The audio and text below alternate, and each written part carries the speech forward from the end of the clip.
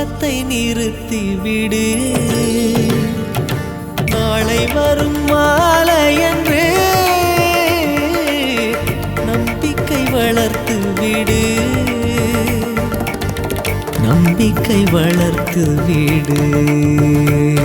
நம் காதல் ஜோதி கலையும் ஜோதி கலைமகள் மகளே வாவா. காதல் ஜோதி கலையும் ஜோதி